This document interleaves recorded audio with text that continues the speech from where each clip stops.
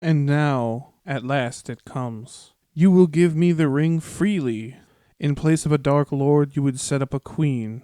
And I shall not be dark, but beautiful and terrible as the morning and the night, dreadful as the storm and the lightning, stronger than the foundations of the earth. And all shall love me and despair.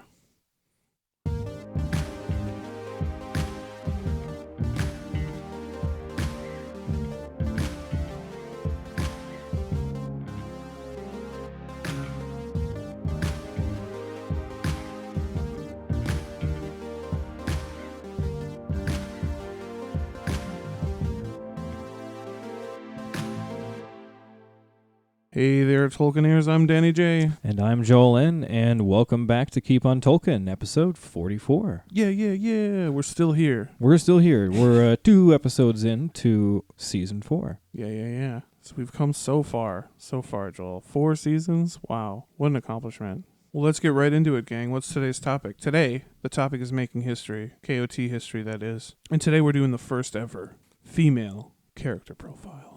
We're going to be covering Galadriel today. Yeah, everybody's favorite elf maiden. I'm kind of surprised we actually haven't done an episode on her yet this far, because she's a pretty big character. Yeah, and it's been a long time coming, let's be honest, yeah. Oh, yeah. No, she's very important for multiple reasons, which we will talk about. Yeah, which we'll get into here in a second, guys. So, briefly, let's just touch on who is Galadriel. She's most well known as for her part in The Lord of the Rings. But in reality, she's been an important character since the Year of the Trees in Valinor. Yeah, by the time of the War of the Rings, she is the only surviving member of the House of Finwë left in Middle-earth. And that's of course... As everybody knows, except for maybe Maglor, who's crazy. Maybe Maglor, wandering somewhere around on the western shores, singing and grieving. But yeah, this of course makes her a princess of the Noldor, which maybe we should we say this is part 4 of our Princes of the Noldor series? We very well could. Yeah, we could. Princess of the Noldor. Of the Noldor. So let's get into some names and titles for Galadriel. The first is Artanis, which is Quenya for noblewoman, and that was given to her by her father, Finarfin. She's also called Nerwen, which is Quenya for man-maiden, which was the name that her mother, Irwin, gave her. Altariel, which is Telerin Quenya, for maiden crowned with radiant garland. That's pretty elaborate. Yeah, it's a pretty elaborate word. And that was given to her by her husband, Celeborn. Out of love. She's also known as the Lady of Lorien, the Lady of the Golden Wood, Lady of the Galadrim, and Mistress of Magic, which I just said earlier in the warm-up would be my stripper name. So we got a little bit of a disclaimer here before we get into the meat and potatoes of the Galadriel story. Yeah, here. Something that's special about Galadriel that we kind of want to touch on before we get too much into her story. So Tolkien actually died while he was actively working on the story of Galadriel and Celeborn, specifically Galadriel's story. But he was working on what they call in the biz retconning, which stands for retroactively configuring, right, into the story. So yeah, and she was going to be a character that would tie all the 3 ages together. Right, yeah, because I think she originated in some of his Third Age stuff, but then given some of the qualities and history that he assigned to her character, he figured he could tie her all the way back, and he did. Yeah. As we know from the Silmarillion, she's in some of the early stuff. Oh yeah, totally, and we're going to talk all about that. But here's the thing. There's a bunch of different versions of everything about Galadriel's origins. So what we're going to do is give you the most generally agreed upon version of the story, unless we specify otherwise. Right, yeah, because he died during that retcon process, he never finished it. So there's multiple versions of her doing different things at the same time. So there isn't a lot of official canon, but we're going to do the best we can to put together the most cohesive. Yeah, like Danny said, the most widely accepted version of these tales. And we actually found a little quote about how frustrating it is to deal with the history of Galadriel and Celeborn. And this is a quote from Christopher Tolkien from The History of Galadriel and Celeborn in the Unfinished Tales. There is not part of the history of Middle-earth more full of problems than the story of Galadriel and Celeborn, and it must be admitted that there are severe inconsistencies embodied in the traditions, or to look at the matter from another point of view, that the role and importance of Galadriel only emerged slowly, and that her story underwent continual refashionings. So yeah, he's pissed about it too. Yeah. I imagine that must have been super difficult trying to put the book together and figure out where she's supposed to be in all this. Yeah. So let's get into the agreed upon version of the story, right? Origins. Boom. Where was she born, Joel? So she was born in the city of Tyrion in the years of the trees, 1362. So she was born at a wonderful time to be alive. Yeah, just the best time. Her father was Finarfin, who is the youngest son of Finwë. And her mother was Erwin, and she was one of the princesses of the Teleri. So let's get into some of the... I feel like this is like a reading about a D&D character or something. Powers and abilities. Well, yeah, I mean, she's one of the characters who is like known for her cool magic powers and abilities. I mean, Yeah. she's the sister of Finrod Pelican. Finrod, and he's got all kinds of magic. Yeah, they got a bunch of Yeah. magic in their family. Yeah, they're magical as fuck. So let's talk about her first and foremost magical ability / property. Her magic ass hair. And here's the thing, guys. When you're saying that or writing it, put the hyphen in the right place. Yeah, we just want to clarify that here the hyphen goes between magic and ass. Yes, not ass and hair. Because that would be magic ass hair. And that's not what we're talking about here, guys. Alrighty. So I guess it's arguable that any hair would be magical, but yeah. we're talking specifically the hair on her head. So you're saying that her ass hairs are also magical? Maybe. Oh, man. Elves don't even grow beards. What makes you think they have ass hairs? Círdan has a hairy asshole. He's the only one. All right. So let's talk more about her magic ass hair. Although her hair color can be attributed to her mother's kin, who are the Teleri of Elquilande, it is said that her hair has captured the light of the two trees. Yeah, so aside from it being blonde, it shimmers with a kind of like gold and silver effect. It actually captured the light of the trees. Yeah, straight up. Similar to the Silmarils, I guess you could say. Yeah. And here's a little quote about her hair. Even among the Eldar, she was accounted beautiful, and her hair was held a marvel unmatched. It was golden like the hair of her foremother Indis, but richer and more radiant, for its gold was touched by some memory of the star-like silver of her mother. And like Joel said a second ago, legend actually has it that her hair was what inspired Feanor to create the Silmarils. Oh, so that was direct inspiration for him to create the Silmarils. Yeah, because he was like, so you can capture the light of things? In your hair? In an object, and it'll like radiate that light. And also her hair was the mingled light of the tree. So like he had that idea to mingle the light as well. And here's a little excerpt about that. And the Eldar said that the light of the two trees, Laurelin and Telperion, had been snared in her tresses. Many thought this saying gave to Feanor the thought of imprisoning and blending the light of the trees that later took shape in his hand as the Silmarils. For Feanor beheld the hair of Galadriel with wonder and delight. He begged 3 times for a tress, but Galadriel would not give him even one hair. Damn. Denied. I won't give you the hair off my ass, son.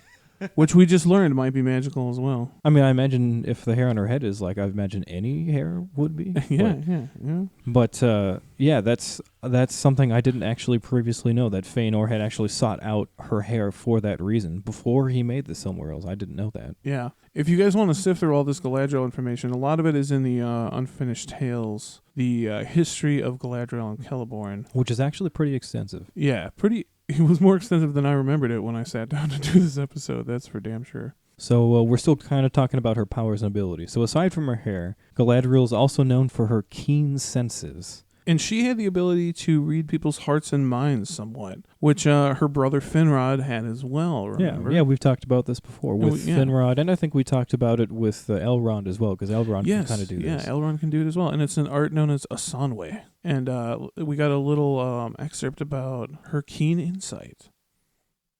From her earliest years, she had a marvelous gift of insight into the minds of others, but judged them with mercy and understanding. And she withheld her goodwill from none save only Feanor. In him she perceived a darkness that she hated and feared, though she did not perceive that shadow of the same evil had fallen upon the minds of the Noldor, and upon her own.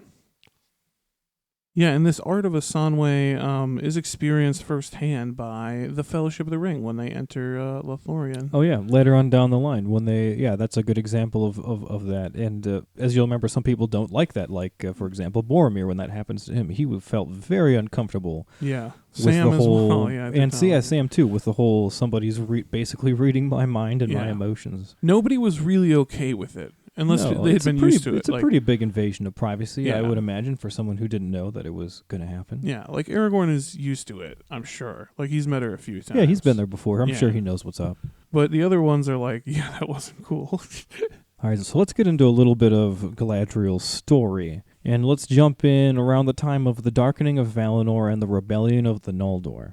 So after the death of the two trees, the Noldor, they were under the leadership of Fëanor, who set out to leave Aman against the will of the Valar. So this is when we had some splitting within Valinor. Some of the Noldor wanted to leave under Fëanor, some wanted to stay. But ultimately, Galadriel hated Fëanor, but she was still moved by his words of leaving and finding new realms and places to go. Yeah. The adventurous aspect of what he was getting into. Yeah, so she rather didn't like than- him, yeah. but she was down for the message, basically. Yeah. So Galadriel and the rest of the House of Finarfin, they set out to leave with this giant host of Noldor under the rule of Fëanor. And they didn't really care about the Silmarils or any of that shit. They just wanted to leave Middle-earth, for their own reasons, like Danny just said, the adventurous stuff, to find their own lands and go back to the ancient lands.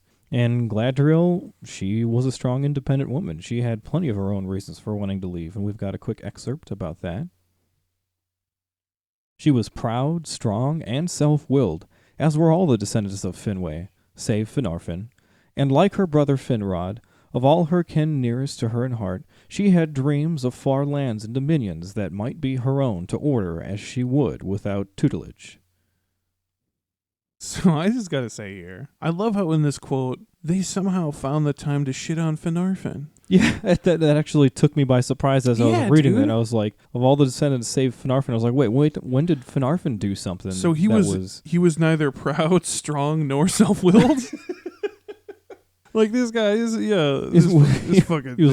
He was apparently the one out. Yeah, he's a jagoff. Apparently, nobody likes him. So moving forward, after they leave is when we come upon the kinslaying of El Quilande and the doom of Mandos. And this is when Finarfin repents and turns back. So Finarfin the coward. Maybe this is why Tolkien's given Finarfin grief, because he, I don't know, wussied out and turned around. That coward Finarfin. So even though Finarfin turns and goes back and repents, his children still resolve to leave with the rest of their kin. So that includes Galadriel and Finrod and Angnor and Angrod. Yes. And it said that Galadriel also had purpose to go along to basically thwart Fëanor's rash leadership, because she really didn't agree with him leading anybody. Yeah, and that was kind of a similar motive to Fingolfin. Remember, he was like, I don't want to leave my people alone with this dude. Oh, yeah, he's like, I don't really want to go, but I don't want to leave them to the rash rulership of fucking Fëanor, so I guess I'll go too. Yeah, so all these people are going to like check his power, because he's a super unstable leader. So he's got to surround himself. Yeah. So they have to surround themselves with people to constantly check their craziness. Right, yeah, I mean, as soon as they leave, shit just starts falling apart pretty much right away under the rule of Fëanor. As you can see, we have strong opinions about Fëanor. Mm-hmm. So ultimately, Galadriel and her family, they defied the Valar by leaving, but they were not involved in the oath of Fëanor. And we've got a quick excerpt about this. No oaths, she swore, but the words of Fëanor concerning Middle-earth had kindled in her heart, for she yearned to see the wide, unguarded lands and to rule a realm of her own.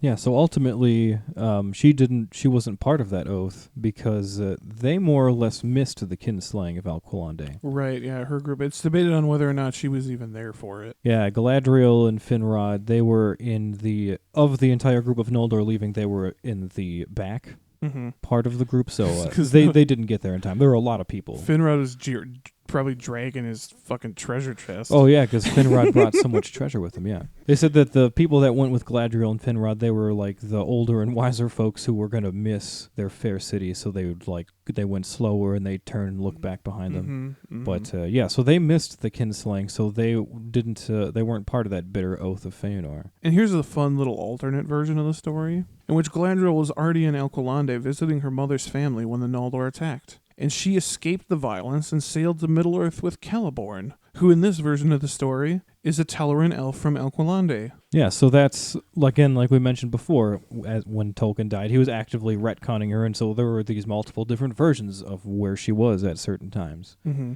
And so this is one of the ones that wasn't ultimately accepted, right? Right. And do you know what Celeborn's name is in this version of the story? It's teleporno.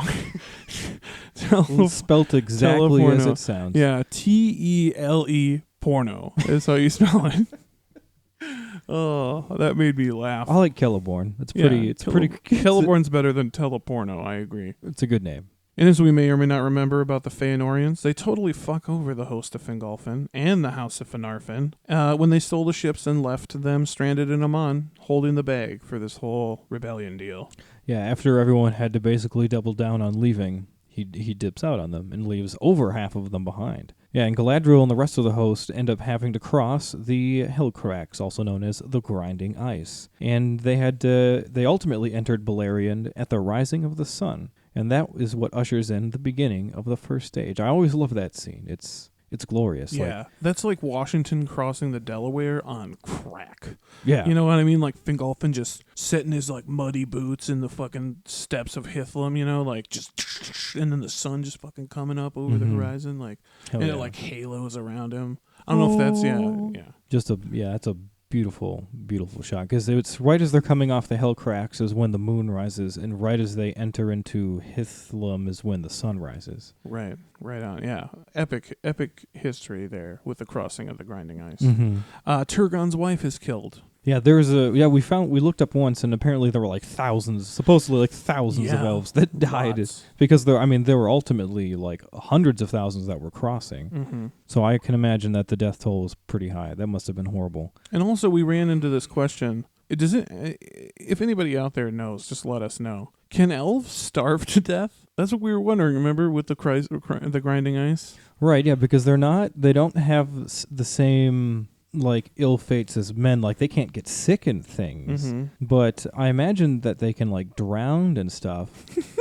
But starving to death, I don't know, that seems like somewhere in between. How many different ways are there to kill an elf? Well, they said that an elf can die via grief or by being slain. So no, I mean, how many different ways are there to slay an elf is what I'm saying. Oh, I see.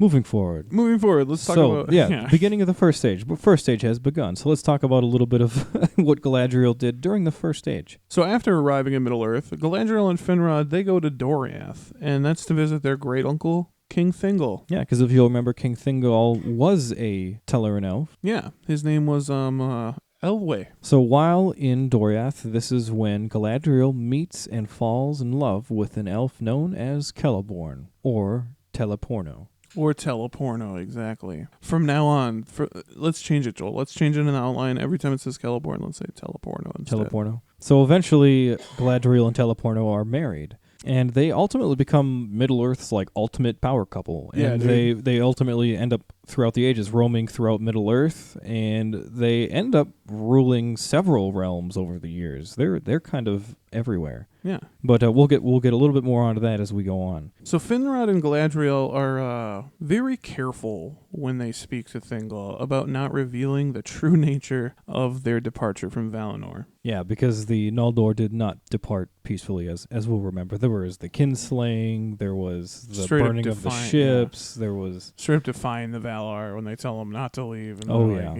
Yeah, so they're not too sure how King Thingol would take that, especially since they slayed a bunch of his family at the kinslaying. So they avoided that subject. But after a time, Galadriel's brother Finrod departs to the caverns of Narog and establishes the kingdom of Nargothrond. That was after he was inspired by Doriath, by Menegroth. Right, yeah, the Thousand Caves, yeah. I think Thingol actually tells him about. He does. Yeah, he tells him about the that's Narog caves. Yeah. Yeah. When they go visit him that first time, that's when he tells them about those caves. Yeah. So, but Galadriel, she stays in Doriath with Celeborn. But she does occasionally travel to Nargothrond to visit her brother, of course. Naturally. Naturally. So in Doriath, Galadriel becomes very close with Melian the Maya, which is Thingol's wife, naturally. And it can be assumed that this is where she learns a lot of her knowledge of magic and things of this nature. Yeah, because Melian the Maya, like throughout all the First Age stories, she's always the one that really knows what's up. Yes. Always, yeah. These two ladies in general,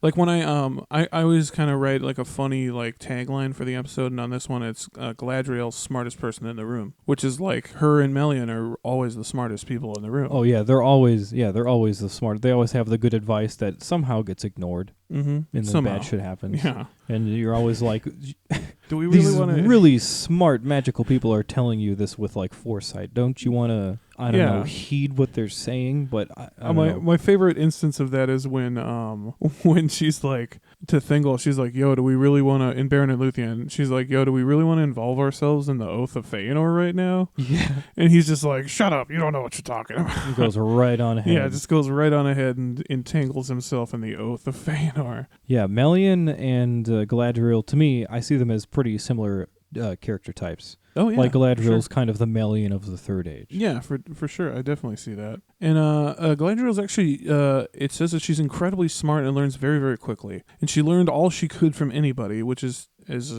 we say, typical Noldor shit, right? Yeah, they're always those ones yearning for knowledge. And we've got a quick excerpt about this. Being brilliant in mind and swift in action, she had early absorbed all of what she was capable of the teaching which the Valar thought fit to give the Eldar. Yeah, so she's sharp as a tack, man. Sharp as a tack. Really like those Sons of Finwë, you know what I'm saying? Yeah, she's like a sponge. She just absorbs information. Mm-hmm. And at one point, Melian and Galadriel are speaking together of Valinor. This is one of the only times in Tolkien I can think where two female characters talk to each other. Yeah, this is one of those few instances, because there aren't many female characters, let alone multiple of them together. They talk to each other. Yeah, so in this conversation, Melian really wants to know the full story of the exile of the Noldor, because she doesn't believe that the Noldor just happened to come out of Valinor for, loyal, friendly reasons, like just to come over here. Like why would you do that? There's obviously something behind this, because they haven't given really any reason. So at first, when Melian asks, Galadriel has a very diplomatic response, and we have an excerpt about what she says. For that woe is past, said Galadriel, and I would take what joy is here left, untroubled by memory, and maybe there is woe enough yet to come, though still hope may seem bright.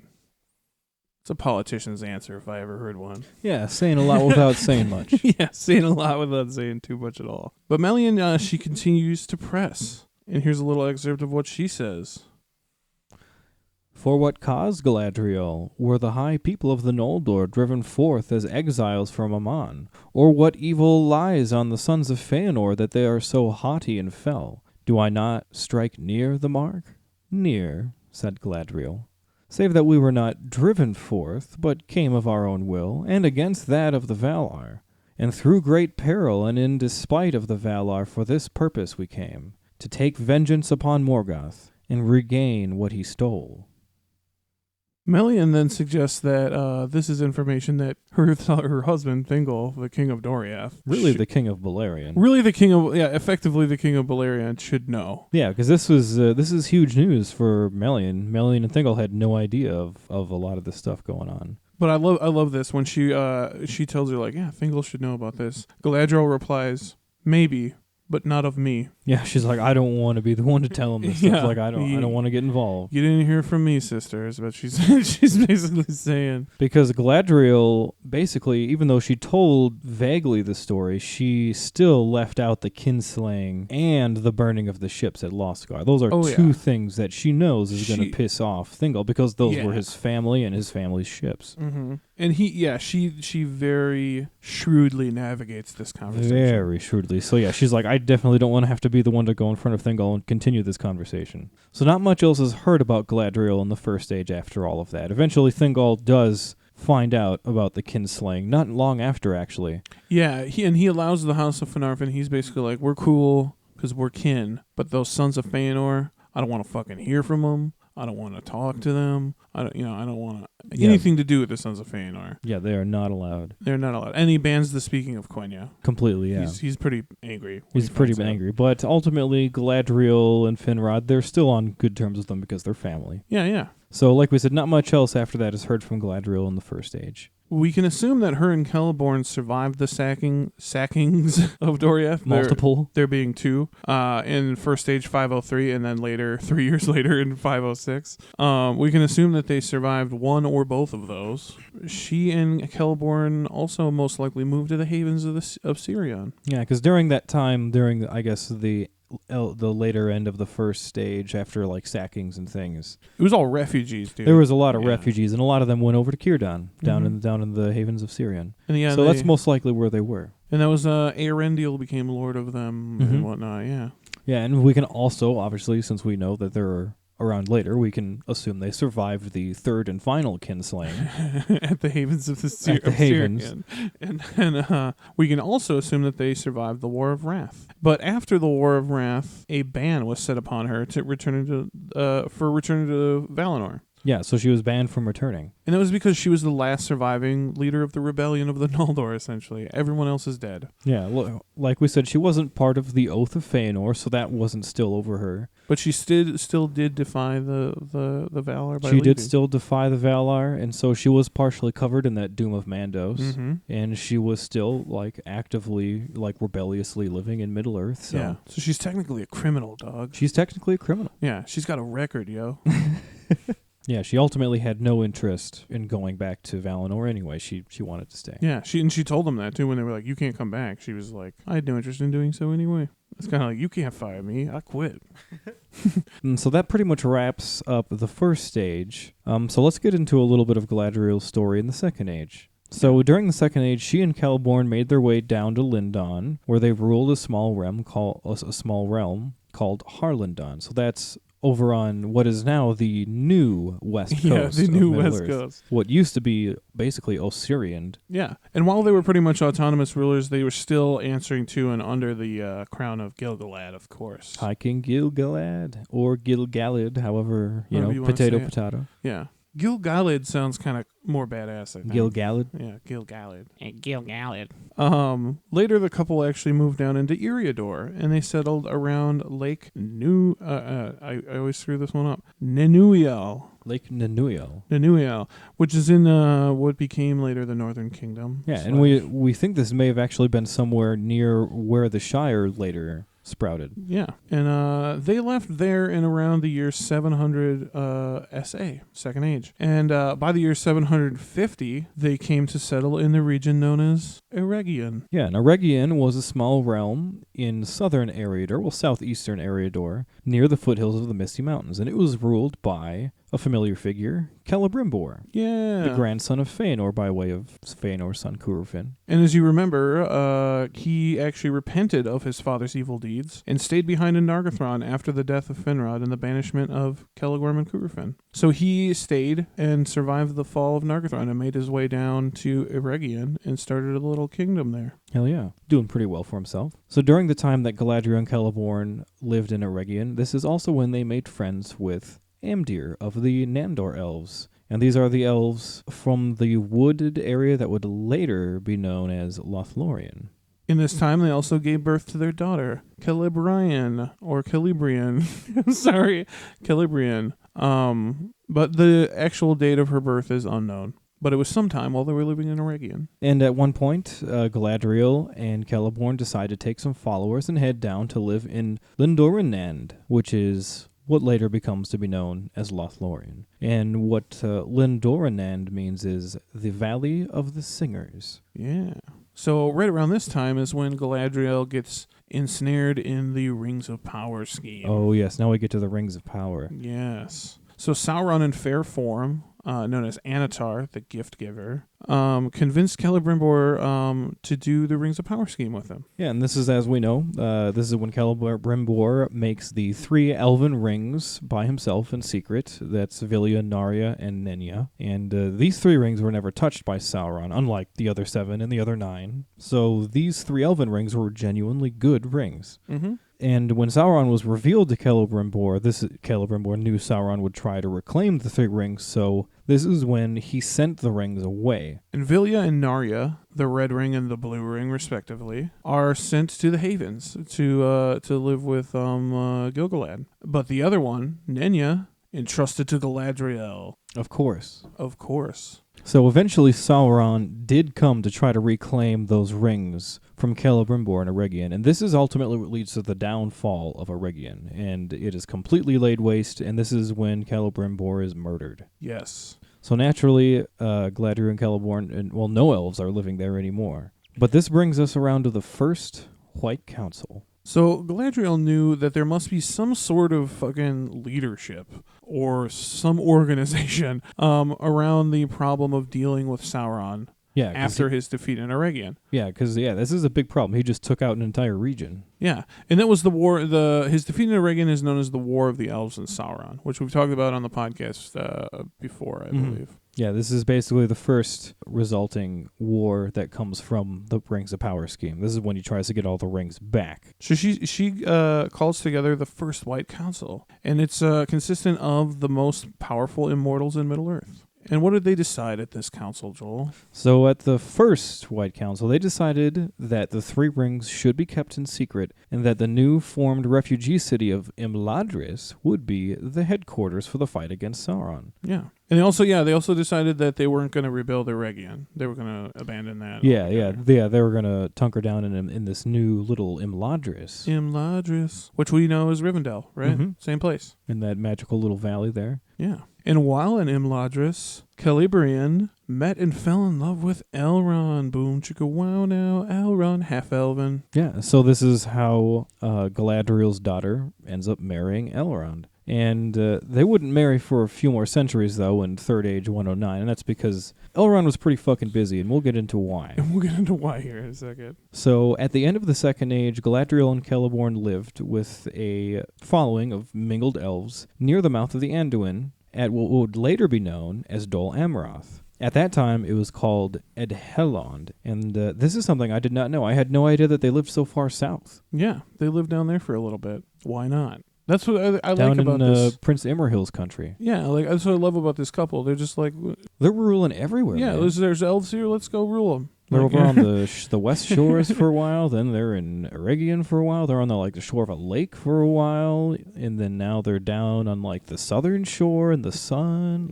They're just all over the damn place. They get around, round. Yeah, rocking around.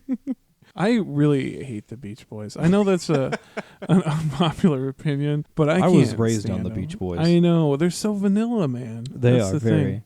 Anyway. Back to Galadriel. So when Amroth, son of their friend Amdir, was killed in the last alliance, the couple decided to move in and take over the leaderless kingdom in the early years of the Third Age. So that's really what Elrond was preoccupied with, was the last alliance. Yeah. Elrond. Yeah, the reason why Elrond didn't get married to Galadriel's daughter right away is because he was doing all this last alliance stuff, and that lasted quite a while. Yeah, and kept him pretty fucking busy. He was busy. Yeah, so now Galadriel and Celeborn go back over into these woods that would later become known as Lothlorien. They'd been here before, but now it needs a ruler. So now Galadriel and Celeborn back in the woods that would later be known as Lothlorien. Now they're to rule this area. This is when Galadriel plants a Melorn seed, and this is when that area becomes known as Lorlinand, the Valley of Gold. And since the fall of Sauron at the end of the Second Age, she was free to use her ring of power. It was no longer bound to the one ring anymore. Well, I mean, it still is, but nobody's using it. Oh, yeah, after the last alliance, when he was diminished. Right. And the ring was lost, basically. She was, I guess I didn't realize there was a point where they were allowed to start using their elven rings again, just openly. Totally. And that's what makes Lothlorien dope as fuck, dude. Oh, I suppose she was able to use her ring. Nenya, that was the ring of... The ring of adamant. Adamant. Yeah. It's the white ring blue stone that's made of mithril. Nice. Oh, hell yeah. So, after this relatively peaceful time, we come to the Second White Council. And this is called, the Galadriel calls this in the year 2463 of the Second Age. And this was to deal with the threat of the necromancer in Dol Guldur, who we know was ultimately Sauron. Right. And this Second White Council consisted of, but was not limited to, Saruman, Gandalf, Radagast, Elrond, Galadriel, and Círdan, the motherfucking shipwright. So during the Second White Council, Galadriel's wishes were basically ignored when Saruman was chosen to head the council. Galadriel wanted Gandalf to head the council. Mm-hmm. And she straight up says this in the chapter in the Fellowship of the Ring. Isn't that when they're in the forest? When they're in Lothlorien, she says, like, yeah, I didn't want that prick Saruman to be. Hell no. Yeah, he wanted. If they would have had my wishes, it would have been Gandalf. So in the year Third Age 2580, Gandalf discovered for sure, without a doubt, that it was indeed Sauron living in Dol Guldur. Not just some random necromancer. Yeah.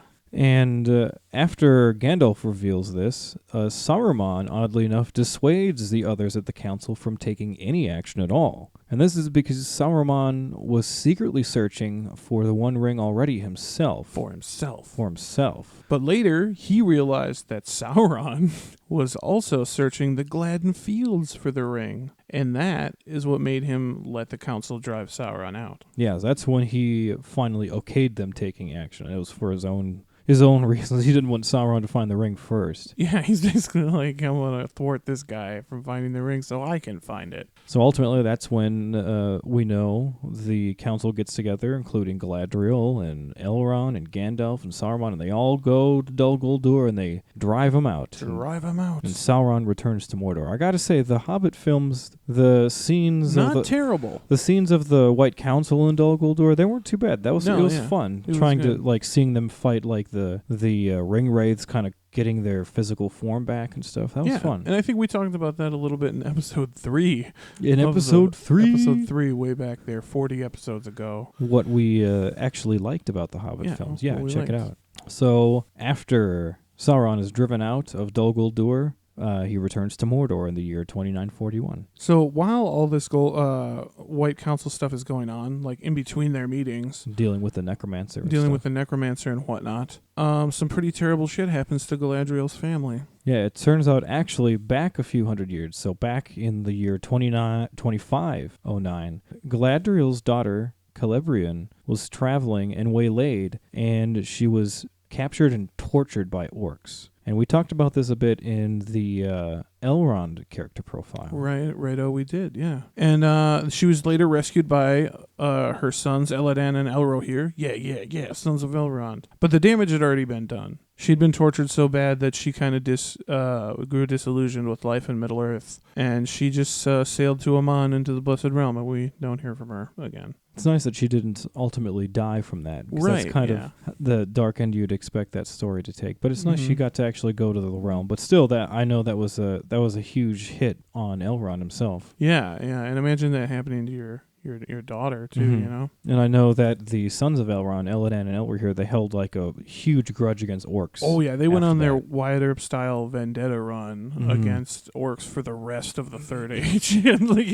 And I can only imagine that was devastating for our subject today, for Galadriel, seeing her only daughter get killed, or not get killed, but get tortured by orcs and have to ultimately leave to where she knows she can't go. Yeah. Because Galadriel was banned from Valinor. Mm-hmm. So moving forward a little more, let's get into Galadriel's role in the War of the Ring. So in that magic year, Third Age 3019, the Fellowship enters Lothlorien, and they are greeted with honor.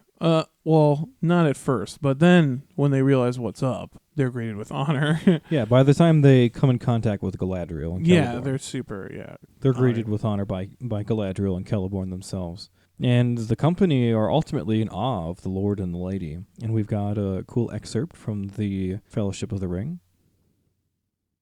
Very tall they were, and the Lady no less than the Lord, and they were grave and beautiful. They were clad wholly in white, and the hair of the Lady was of deep gold, and the hair of the Lord Celeborn was of silver, long and bright. but no sign of age was upon them, unless it were in the depths of their eyes. For these were keen as lances in the starlight, and yet profound, the wells of deep memory. Yeah, what a quote. Beautiful. That just makes me think of the way that he describes their eyes. It makes me think of basically them having seen the light of the trees. Yeah. Well, and just like, you've seen, you ever looked in somebody's eyes and like, that person's seen some shit. Like, It's true, yeah. She is also thousands of years old at this point. yeah, exactly. A lot of experience behind those eyes. So at this point, this is when the Fellowship tells Galadriel and Celeborn about the Balrog and the fall of Gandalf in Moria.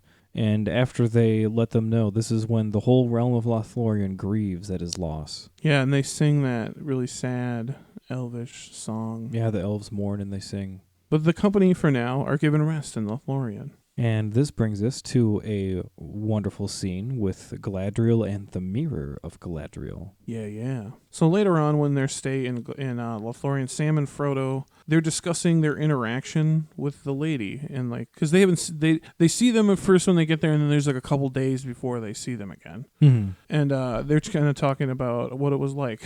And here's a little quote from Sam about what it felt like.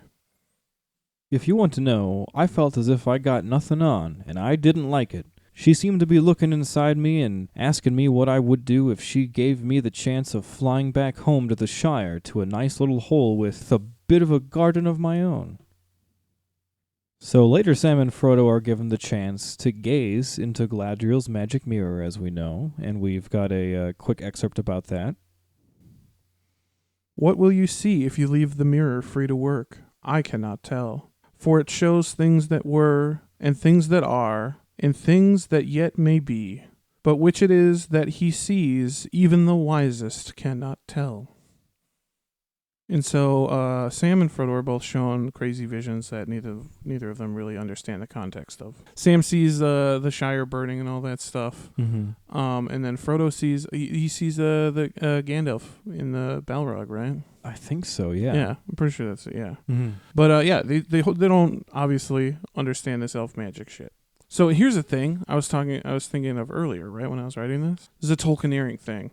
What if the Mirror of Galadriel taps into or is in conjuncture with the power of Irmo, the Valar of the Lord of Dreams and Visions? I think that's pretty cool Tolkieneering. I like that. Because it involves water, I guess I would think that maybe it's somehow connected to the power of Ulmo? Maybe they're all working on it, dude. Maybe everyone's working together. Yeah, everyone's like, let's make Galadriel's mirror dope. Yeah, because we were talking earlier, because Ulmo sends dreams to Turgon and Finrod. Which we assume maybe that was like Ulmo and Irmo kind of working together. Yeah, maybe it's like a telegram service. Like you hit up Irmo, like, yo, I want to tell this mortal something in a dream. Then Irmo's like, that'll be $9.95. And then he gives them, $10, whatever, and then he makes that dream happen. God, Irmo's got to be making a killing off this. Oh yeah, he's the only true capitalist in Valinor. You want to make a dream, you got to pay. You know what I mean? So back in the Gardens of Galadriel, so after Sam and Frodo look into the Mirror of Galadriel, this is when Galadriel reveals to Frodo that she is in fact the bearer of the ring Nenya. And she explains to Frodo that the fate of the Eldar is also tied in with the fate of the ring, and the fate of everyone, really. Because if Frodo succeeds, Nenya will diminish along with the power of the Eldar. Because once the One Ring is destroyed, her ring doesn't work anymore. Yeah, so despite the fact that the three elven rings were not touched by Sauron, they were somewhat linked to the One Ring. Yeah. So once the One Ring is destroyed, their power diminishes as well. So then that's when Frodo straight up offers to give Galadriel the One Ring. Yeah. And this is when she has her moment of temptation and she resists the offer. And that was our opening excerpt. That's what she says to him. Yeah. Place of a Dark Lord, you would set up a queen. Yeah, but that's not before she ended up showing some of her true power. And we've got an excerpt about this as well.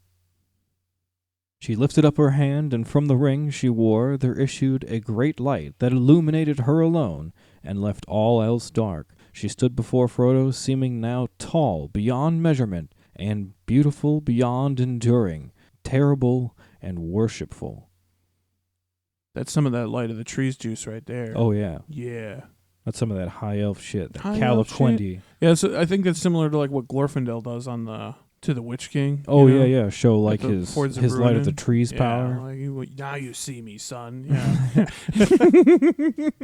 So after this temptation of Galadriel, apparently this temptation is considered her, quote, last test. And basically in resisting the power of the ring, the ban of the Valar was lifted on her, and she was allowed, after this, to return to Aman. Yeah, because she straight up stood up to the evil and faced it down. So that I guess that was enough to sort of pay her debt for rebelling, and she was allowed back to Valinor after this. Yeah. Which I guess is lucky for her, since now everything's going to be diminishing. Yeah, so why not? Why not go home? So the other thing that Galadriel does when the Fellowship is in Lothlorien is she gives them a bunch of gifts and supplies them with a whole bunch of stuff.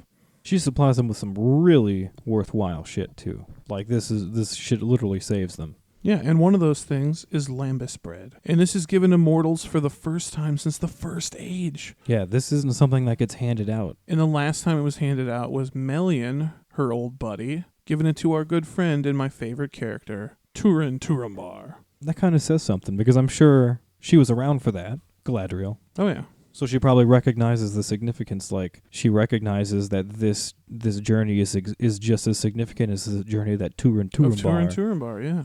Listen, we're not going to get into all the gifts that she gives, but here's some of the significant ones. There's like 3 or 4 of them, right? Yeah. So Frodo's given the Vial of Galadriel, and inside it is captured the light of the Silmaril that's on Eärendil's brow. Which is ultimately, as we know, the light of the trees. Right. Transitive property. This is also when Galadriel gives the Elf Stone to Aragorn. Yeah, and then there's a couple different versions of this, but the version I /picked for this episode was it was given to Gandalf to take back when he came at the beginning of the Third Age. Mm-hmm. It was given to him to show, like, we're not abandoning you guys, and we're still with you. And it was given to Gandalf, and he gave it to Galadriel, and he said that she would one day give it to somebody who bore the name of the stone, the Elf Stone. And what word, Joel, means Elf Stone? Elisar.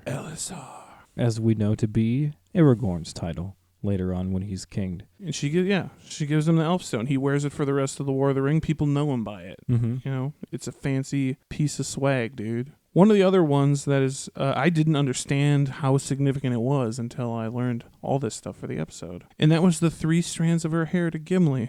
Because remember we talked about, in the beginning of the episode, not 20 minutes ago, we talked about how she wouldn't give it to Feanor, remember? He asked for... Yeah.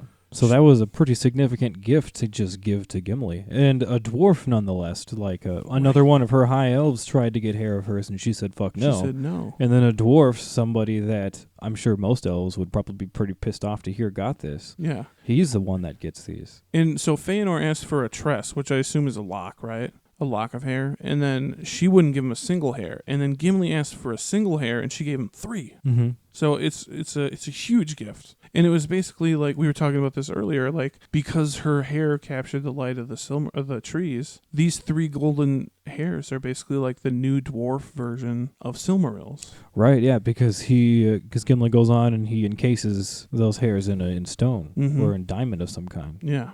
Wow. Yeah, and they go on to be heirlooms of his house. So that's pretty cool. Yeah, I suppose it's like a dwarvish version of the Silmarils. Yeah. And the other significant gift was the Malorn seed and the dirt from her garden that she gave to Sam. Yeah, as we know, that later goes on to replace the party tree and helps return the Shire to glory after the scouring. Yeah, and for that, guys, listen to our amazing season finale last season, The Scouring of the Shire. Hell yeah, that was an awesome episode. Yeah, it was very popular too. Thanks, guys, for listening and sharing and whatnot. So Galadriel post-Fellowship, they leave, right? They eventually go down the river and do their thing. The Fellowship does, the Fellowship yes. leaves Lothlorien, yeah. So not long after the Fellowship leaves Lothlorien, this is when the newly resurrected Gandalf finally passes through Lothlorien. Yeah, it was like a week later, too. Yeah, it wasn't long after. And so now everyone in Lothlorien is super happy to know that Gandalf is still alive. Yeah, and then Gandalf does his thing. I think he goes off to Rohan, right? Is that where he goes next? That's where he goes next, yeah. And, so he goes off to Rohan. And then when that happens, and this is stuff that I didn't know, Lothlorien is attacked by 3 separate armies from Dol Guldur 3 separate times. And Galadriel repels them with the power of Nenya all 3 times. A little bit of Power of the Ring action. Yeah. But after this, Celeborn is done with Dol Guldur. So Celeborn leads this attack on Dol Guldur. And Galadriel uses the power of Nenya to throw down the walls of Dol Guldur itself and cleans that land of evil finally. They just straight up go from, Lothlorien into the Greenwood, into Mirkwood, and they just finally fucking go assault that place. Yeah, and then they cleanse it of evil. Like the little lady from fucking Poltergeist. This land is clean. And that act of cleaning the land was really Galadriel's last act of power with the ring. Because shortly after this is when the One Ring is destroyed in Mordor, and that ends the power of her ring. That ends the War of the Ring, and that ends the power of her ring. So we hear from Galadriel here and there after the war. A couple different times, really. Just really 2 different times. Mm-hmm. So the next time we directly hear from Galadriel is at the wedding of Aragorn and Arwen, her granddaughter. And they roll deep with all Elrond and his Rivendell people. Here's a little quote about their little entourage. First rode Elrohir and Elladan with a banner of silver. And then came Glorfindel and Erestor and all the household of Rivendell. And after them came Lady Galadriel and Celeborn, Lord of Lorien, riding upon white steeds, and with them many fair folk of the land, grey-cloaked with white gems in their hair. Beautiful. Looking fresh to death. Fresher than a motherfucker. So after the wedding, Galadriel and Celeborn actually stay in Minas Tirith for a while before they return to Lothlorien. But finally, in Third Age 3021, she said goodbye to her husband Celeborn, and she set off to Valinor. So this is when Sam and Frodo meet her and Elrond and Bilbo on the road. And before they even run into them, they first hear them far off. Yeah, they hear them from before their they singing. see them. Yeah, yeah, and they're singing to Elbereth. Yeah, they're on their way to the Havens, and they're just, they're finally going to say goodbye to Middle-earth, and they're going to go to Valinor. They're singing hymns to Elbereth and just having a jolly time. Hell yeah. And here's a little excerpt about that. Galadriel sat upon a white palfrey, and was robed all in glimmering white, like clouds about the moon. For she herself seemed to shine with a soft light. On her finger was Nenya, the ring wrought of mithril, that bore a single white stone, flickering like a frosty star. Yeah. Beautiful. So, I'm sorry, earlier in the episode I said it was a blue stone. It's totally a white stone. What an idiot. Elrond's is the blue one. Sorry, guys. But ultimately she departed on the ship from the Havens with the other ring bearers, who include Elrond, Gandalf, and of course Bilbo and Frodo. And that pretty much is where the conventional story of Galadriel ends. with her sailing over to Valinor and living out the rest of her life there. Yeah. Well, I mean, she doesn't have a rest of her life. She's immortal. You saying she's slain over there? Is that what you're Well, saying? I should say lives out the rest of the life of the earth until the Dagor Dagorath. Right. Here's some fun non-canonical things that may have happened. Yeah. So like we've Galadriel. mentioned multiple times before during this episode, there are multiple versions. So here's a couple fun alternate versions of Galadriel's story. So it is said in Valinor that Galadriel took up the cause to heal Frodo's spiritual wounds. And it's not known whether after or not Valinor, after Frodo went to Valinor too, yeah. Yeah. She also later met up with Celeborn again in Valinor. Celeborn was allowed to come to Valinor. Yeah. That's pretty sweet. Oh, and then there's also the fun the fun story that Galadriel was the one that pled for Gimli to be able to be the first dwarf to enter the Blessed Realm. Yeah. Which I thought was really cool. It's really nice, isn't it? But that's basically all the information we've got for you guys on Galadriel today. Yeah. Brr, brr, brr. Hope you brr, brr, brr. Hope you enjoyed it, guys. I know that female character profile was a long time coming. We apologize it took us so long, but here it is. And yeah, thanks for listening and sticking through it with us. Yeah. And here's a little surprise. Can we tell them about the other surprise? Oh, yeah. Yeah, dude, next week we're doing it again. Another female character profile. Knocking them out. Next week, yeah. Éowyn, son, excuse me. See? So used to saying son. Éowyn, daughter of Éomund. So stick around for that, guys. Yeah, one of everyone's favorite mortal female characters. Yeah. But again, thanks for listening, guys. This has been KOT Podcast. Be sure to follow us on social media if you like what you're hearing. You can go ahead and follow us on Twitter at KOT Podcast. Also, if you want to follow me, my Twitter handle is at DannyJ. That's JAYKOT. And you can follow us on Facebook at www.facebook.com/official Keep on Tolkien. And while you're there, go ahead and join our KOT talk group that we've got that's associated with the page. There's a lot of fun questions and discussions going on, and people just generally sharing some good stuff. It's a fun group to be a part of. Yeah. So go ahead and join in some of our conversations. And if you hurry, we're doing a Silmarillion read-along. So Yep, we're still actively going through a Silmarillion read-along. I'm sure by the time this airs, we'll probably be getting over halfway through it. But about there, yeah. But yeah, feel free to jump in and join on. It's a lot of fun. And you can follow us on Instagram if you're more of a visual person, and that's at Keep On Tolkien Podcast. And don't forget to subscribe to us on SoundCloud or iTunes or really wherever you get your podcasts, and that's usually at www.website.com/keepontolkien. Yeah, and stay up to date on all the new episodes, and please rate and give a review if you like us, because we love to hear those things. Yeah, they give us something to live for. They give us hope to carry on. Yeah. Beautiful. But yes, also, we would like to thank our heroes, the people that give to the Patreon. Yeah, we want to throw out a big thank you to you guys. And if you want to subscribe to our Patreon, it's www.patreon.com/KOT podcast. And the subscription to Patreon, it helps us financially. KOT is a 100% DIY podcast. It is still coming out of our pocket for all these costs, but donations help mitigate that cost quite a bit. Quite a bit. It really helps us just bring the great content you guys like at the same level of quality that you expect from us.